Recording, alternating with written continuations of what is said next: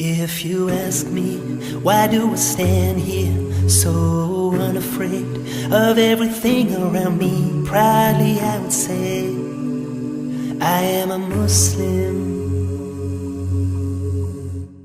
If you ask her, why does she dress that way, all covered up, in a world that gives it all away? Proudly she would say, I am a Muslim.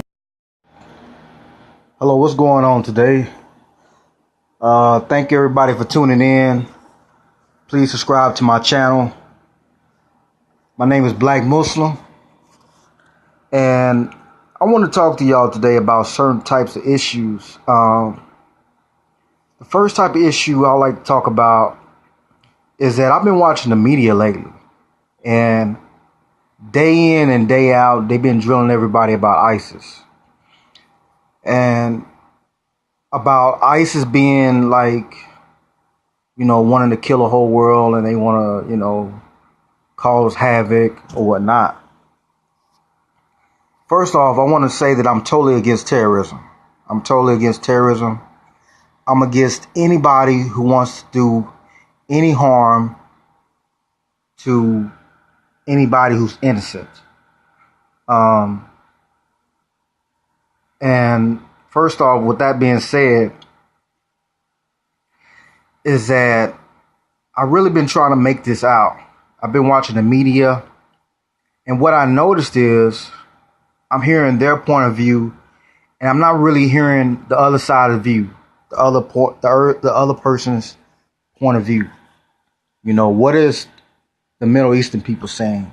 What are other people saying about this? Because any situation you go through, any type of disagreement or anything that you encounter, there's always two sides to every story. Okay? So I'm only seeing one side of the story. So I did some research, and I know I know a bunch of you guys out there watch the news, Fox News, CNN, what have you. I come across some other videos, and I don't know if you guys could think back to where there was a guy, Middle Eastern guy, whatever. He went and shot up a nightclub, okay? Gay nightclub or whatever it's supposed to have been. And, they said this guy was linked with ISIS, and he was, trying to kill Americans, and he wanted to do this, he wanted to do that. Okay, fine. Well, the people who was involved in that shooting were trapped inside a bathroom, okay? These people were trapped inside of a bathroom, and this guy made a statement. And his statement was that he wasn't planning to kill black people. He didn't want to kill black people because black people have suffered enough. They've been through enough struggle already, dealings in America. So, he pledged himself to ISIS, quote unquote ISIS. Okay, but the point I'm making is that he said he pledged himself to ISIS, and that he was not there to kill black people. And the whole point of what he was saying is that he did not want them to go and kill his people anymore. Okay, because basically asking why are you doing this? Why are you killing? Why are you doing this type of thing or whatever? Basically saying, okay, he's saying, well, I just want them to stop killing the people in Syria, killing the Muslims. Okay, and this has been a statement from these people, these quote unquote terrorist people or bad people, whatever they want to call them. Okay, their message is they just want them to stop killing Muslims. So I was thinking, okay, their message is just stop killing the Muslims. So why doesn't America just say, hey, okay, you know what? Or Russia, or whoever is doing the kill, hey, we're not going to kill your people no more. We're going to provide aid, whatever you're going to do.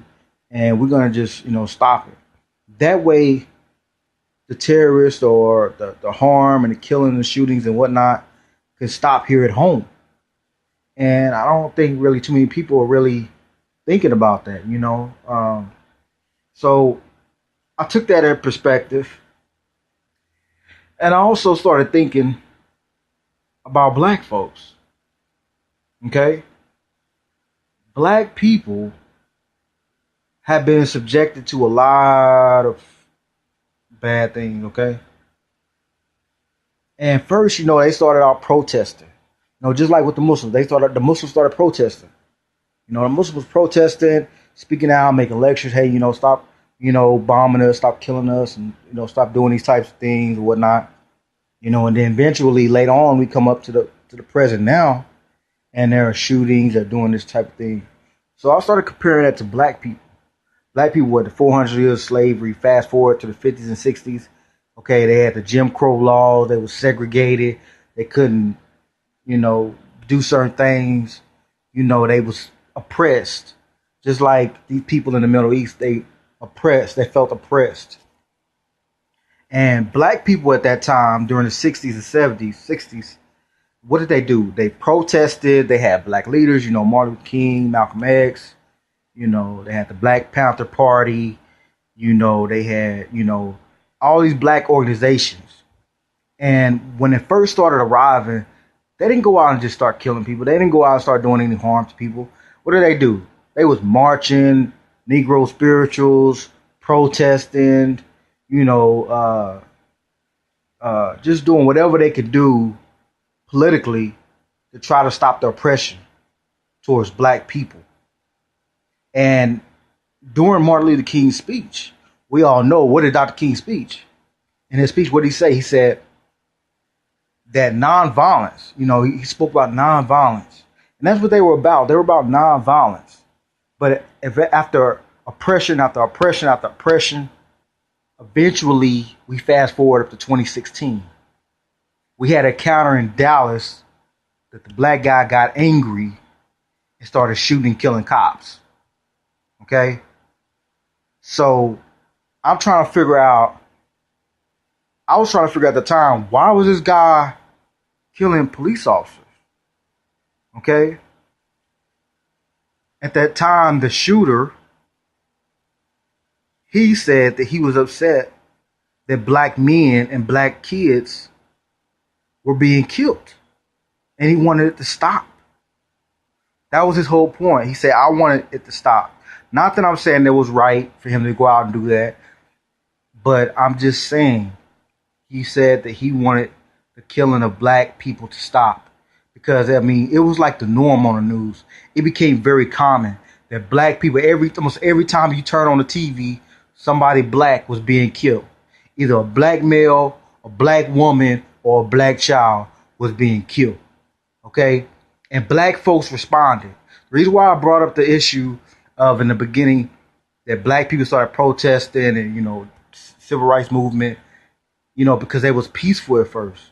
Now you look at them on TV, they were what? You had crowds of people in North Carolina, Louisiana. You had people all over out in the streets not too long ago. Out on the streets protesting. You had the Black Lives Matters movement.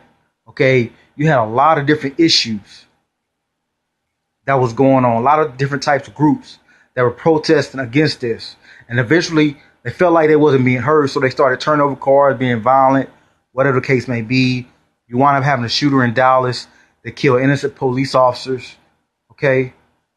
So I'm trying to find the connection between these black people over here and these Middle Eastern people.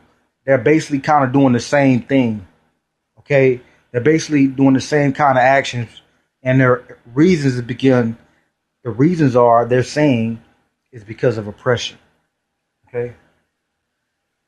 That's basically the argument. So also the Middle Eastern Muslims are saying, hey, we just want the killing to stop. Black people over here, hey, basically, we want the killing to stop. And and even on the media, social media, YouTube, whatever, a lot of African Americans have been saying, hey, they found out to say, hey, because they've been, doing that research, finding out that quote unquote ISIS don't want to bother black people.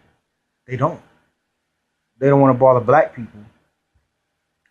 So it's pretty much not our fight. But it is our fight because it's our country. You know, we need to unite. But the reason why I'm saying this is because I'm trying to bring awareness that killing needs to stop.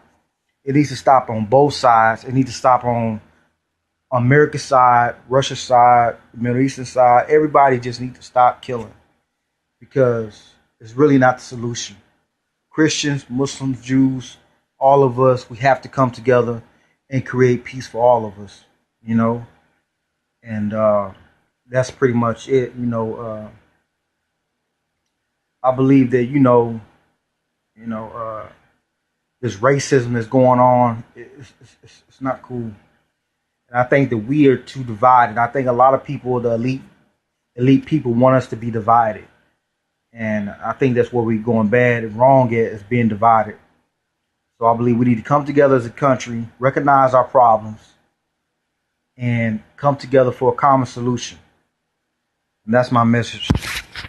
Mm-hmm.